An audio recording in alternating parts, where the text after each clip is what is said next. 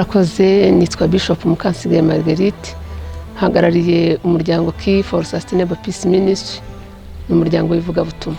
Ibyo dukora nicyo biharanira cyane, duhuje n'umugambi w'itorero ku isi, kuko itorero ryaje nk'igisubizo ritanga iby'isi datanga. Dufite inkingi eshatu dukoreramo. Inkingi ya mbere ni inkingi y'ababyeyi y'abagore, urufunguzo rw'amahoro arambye mu biganza by'abagore b'Abakristo, aho twabonye ko umugore ni urufatiro rw'ubuzima bw'abantu, umugore ni urufunguzo rw'imibereho y'amahoro, umugore ni inzira yo kurema abantu badasanzwe, umugore ni umufatanyabikorwa n'Imana. Tukagira inkingi ya kabiri y'irerero cyangwa se pipiniyeri, aho dutegura urubyiruko, dutegura abakozi b'Imana b'ejo hazaza n'abayobozi b'igihugu cyacu. Kandi abayobozi b'itorero ntibategurirwa mu mabiro, ahubwo bategurwa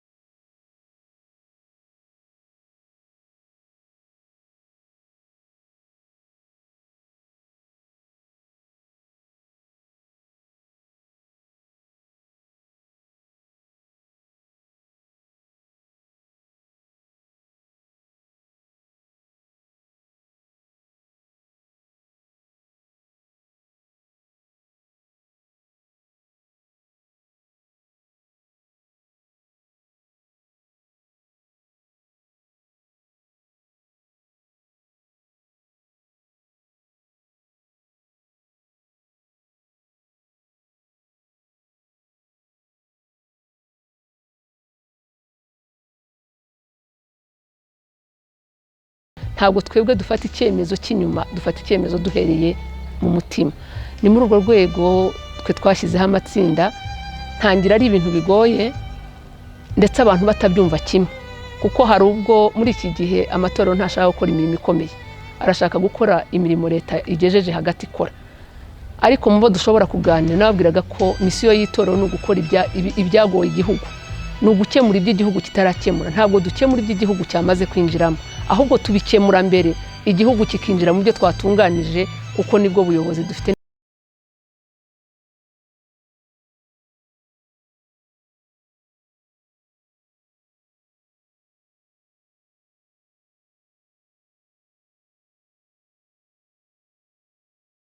Imana ntabwo yigeze itegura ko muzabaho muzunguza mwiruka mu muhanda, kandi Imana ntigitanga amanu ngo ihubuke mu ijuru, ikoresha abantu. Muri bamwe ikoresha harimo abapolisi, harimo izi local defense, ariko by'umwihariko ni leta ikoresha kugira ngo ikemure ikibazo cyane. Ariko nsanga icyari gikomeye nicyo tutakoze nk'itorero, ni ukureba ngo nyuma y'amateka igihugu cyacu cyaciyemo, ni ukuganiriza abantu tukumva impamvu bari mu muhanda. Maze kuganira nabo nasanze bafite ibibazo bitandukanye. Hari ababyaye abana badashobora kurera kandi babyara n'abagabo batandukanye kubera uburyo binjiye mu mujyi wa Kigali. Hari abandi binjiye muri uwo mujyi basanze bavandimwe ariko bahageze ntibababona, ntibabakira, batangira kwishakishiriza ubuzima. Nibaza ko amateka yabo ahuye n'amateka y'igihugu cyacu, buri wese afite ikintu, ndetse hari n'ibikomere bafite bitewe n'amateka y'ababyeyi y'ibihe twaciyemo atabemerera gusubira aho bavuka. Ariyo mpamvu umuntu ava muri Gasabo, yava muri Gasabo kuko yamenyekanye ko ari umuzunguzayi kandi bitemewe, ndetse ashobora kuba yanafashe n'amafaranga yagurijwe ntayishyure, akimukira Kicukiro. iyo ageze Kicukiro hakaba ikibazo yimukira mu kandi karere nuko bafite amateka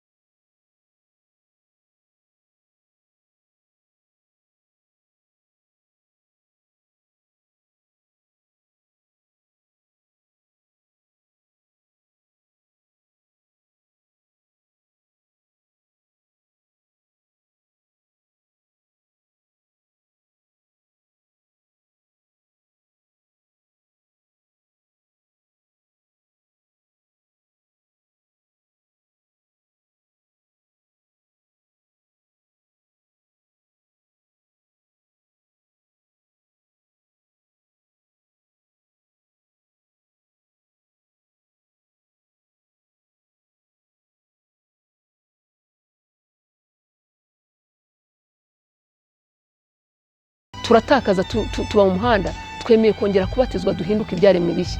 Ntekereza ko rero mbere byaratugoye, hari abo twatangiranye dufata amafaranga turabaha, dufata amatelefoni twakoranye na Tigo, ariko yayifata akiruka kuko ubuzima amenyereye n'ubwo, ariko ubwo buzima buhindurwa n'itora.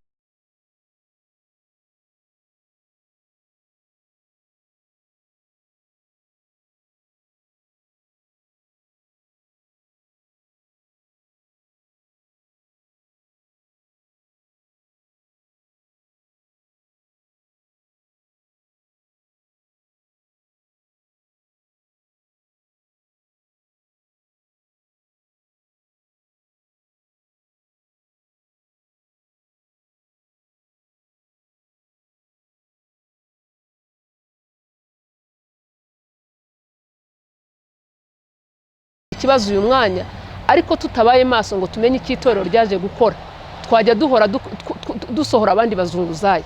Dukwiye kugira imbaraga mu gushyigikira aba bantu bo mu cyiciro cya mbere, mu kureba abakristo dufite bakora iki. Ubu ntitureba abakristo dukeneye tubabonye mu rusengero, ahubwo tukanabakurikirana aho bataha, tukamenya ubuzima barimo, nibwo dushobora guca ikibazo cy'abazunguzayi burundu. Urakoze ku kibazo mbajije cy'uko badashobora kuncika. Ntekereza yuko mbere yo kwigisha umuntu kuba umukristo ugomba kumwigisha kubaho. Kimwe rero mu cyo itorero ubundi twahamagariwe, misiyo y'itorero ni uguha umuntu icyo yabuze. Icyo yabuze ni ukumuha uburyo ashobora kubaho. Icya mbere dukora ntabwo ari ukubazana mu itorero. Ndanabisobanura cyane kuko abantu benshi kuri iki gihe ikibabaje ni uko abantu batekereza ko hari ibikorwa dukora kugira ngo tubone abayoboke. Rero siko mbitekereza. Ahubwo dutanga ibisubizo kugira ngo abantu babe abakristo. Kimwe dukora rero gishobora kumpa icyizere ko abo bantu ntibacika Imana, kuko iyo umuntu yageze mu rusengero, ubundi iyo yageze mu itorero rya Kristo ntarivamo, keretse iyo yagezemo akaburamo ibyo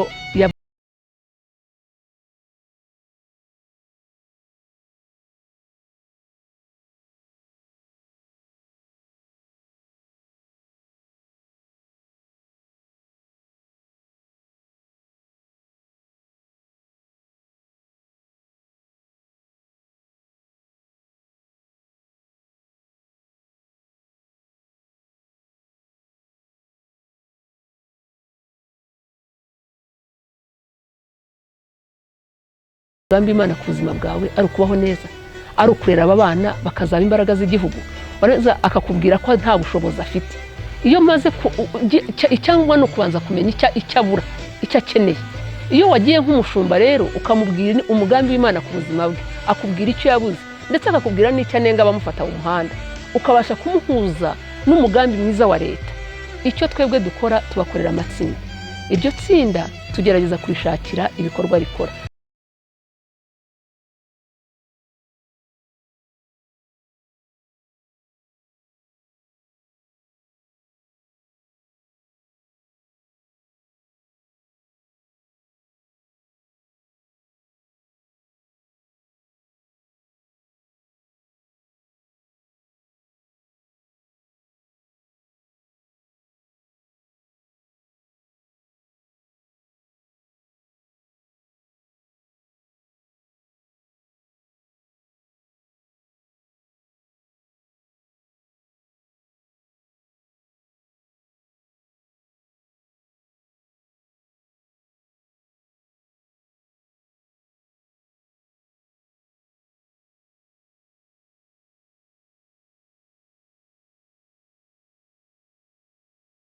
Kandi uwageze iwacu tumubwira umugambi mwiza w'igihugu cyacu, tukamuhuza n'umugambi mwiza wa leta, kuko rimwe na rimwe ntibanitabira ibikorwa byiza duhurira nabyo mu midugudu.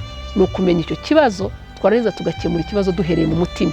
Ariyo mpamvu nakubwiye ngo ubundi itorero rikemura ibibazo biri mu mitima imbere, ntabwo rikemura ibibazo bikorwa na polisi, bikorwa na leta, ahubwo dukemura bya bindi leta itabona, tugaha leta abantu bazima.